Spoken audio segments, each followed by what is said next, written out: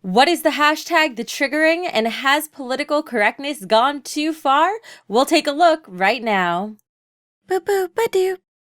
Now, if you were on Twitter at all yesterday, you probably saw the hashtag, the triggering, trending on the left-hand side of Twitter. Clicking on it reveals a bunch of politically incorrect tweets. So what was this hashtag about exactly? Well, lucky for us, it's already made its way onto Know Your Meme and other websites that have jumped on the trend. This hashtag was started by a commentator who goes by the name of Lauren Southern. Now, I'm not going to go into her political background. I just want to focus on what this campaign was and what its results were. On September 18th of last year, Lauren posted a tweet saying, "Can we start a day called The Triggering, where everyone just posts offensive things on their social media in defense of free speech?" She then posted, "The triggering will take place on March 9th, the day after International Women's Day and the day before Osama bin Laden's birthday." So we're getting a sense of what she's going for here, right? She wants to be controversial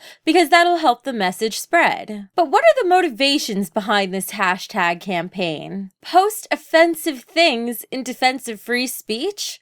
Is that really how we want to be using our free speech? Well, there were a lot of really nasty tweets going around with this. I have some of the less offensive tweets behind me here, although some of them are written less than delicately. Like, if you think your race, sexuality, gender, etc. should be valued over your merit, personality, and skills, you might be garbage. Now, here are my thoughts on this. Taking a look at America, for example, compared to the 1990s, we are so much more politically correct today than we were before. It's especially evident on websites like Tumblr, where people call for safe spaces, and you'll often see things like trigger warnings. They've even made their way onto places like YouTube, where women who might be dressed provocatively in their videos might say things like, "Trigger warning, if you're offended by the female body, don't watch this." Well, I'm not going to go into the merits of trigger warnings or feminism in this video. I would still like to examine this world of triggers and how people are trying to counteract it. While I personally often find trigger warnings to be a bit excessive,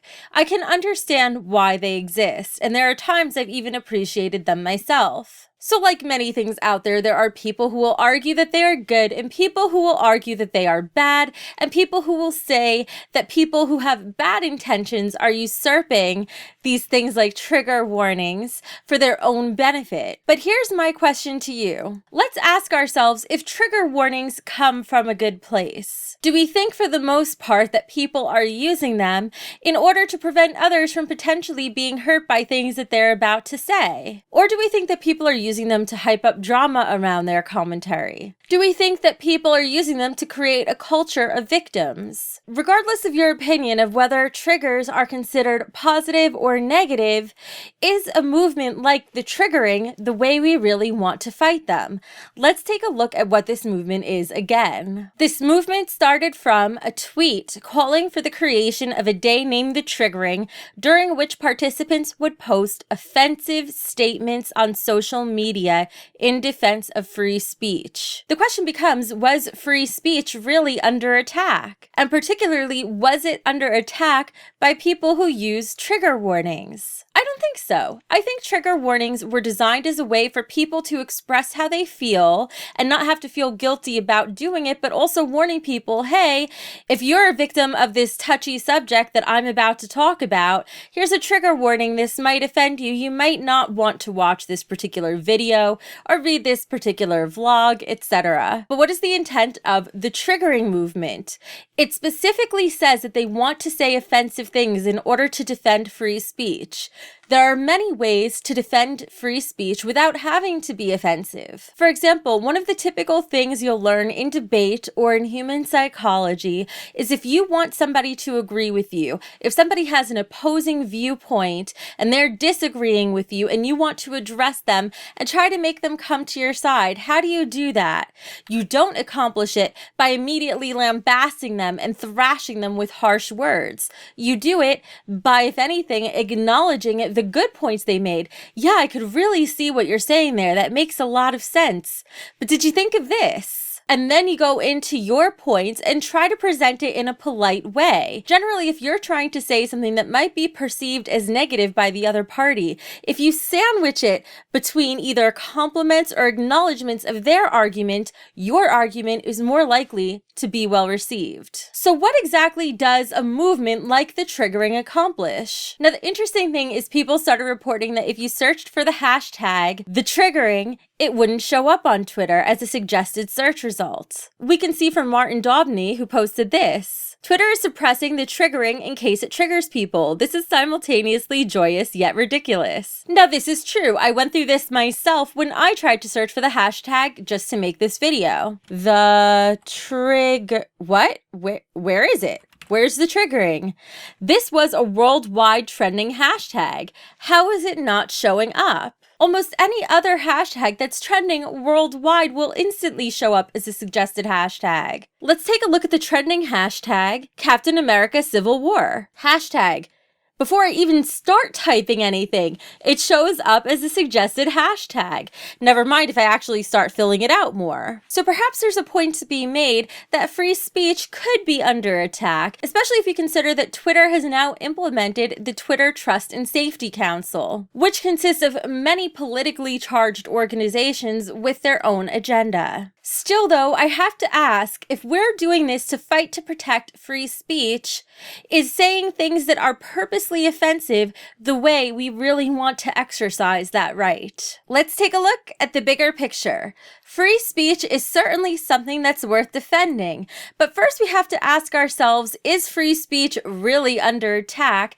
And second, we have to ask, once we've protected this awesome right to free speech, how is it that we are going to choose to use it? Do we want to choose to use it in an offensive way that has caused people to feel that they need to use trigger warnings to begin with? I understand that being controversial is a great way to draw attention to your cause. But somehow the logical part of my brain is telling me that fighting fire with fire isn't the best way to go. It seems like whenever it comes to topics where the internet memes of social justice warriors and special snowflakes come into play, it seems like it's become impossible to just have a sane, calm conversation about it. But I'd really encourage people to ask before they jump into supporting a hashtag, is this a hashtag that they really should support? We've studied a lot of hashtags on this channel, from RIP Twitter to WTFU to make YouTube great again. And there have been problems with all of these. The biggest issue with hashtags is that the hashtags of new media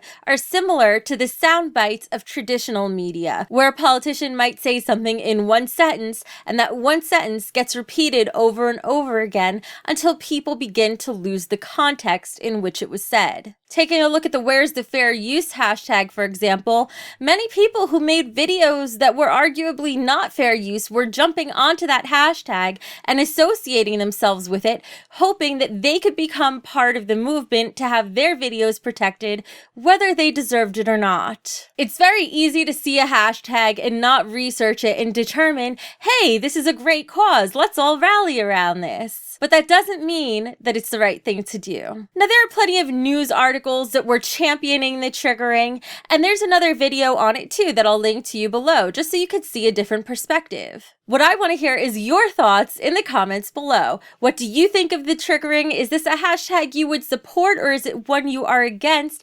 And what do you think the implications of it were? Because for me, looking at the situation, it caused a big ruckus, but it didn't make any actual political change. If you found this insightful, please share it, and don't forget to subscribe for more videos that take a look at any story that's worth a second look. You should watch this video too right now. Boop boop ba doo.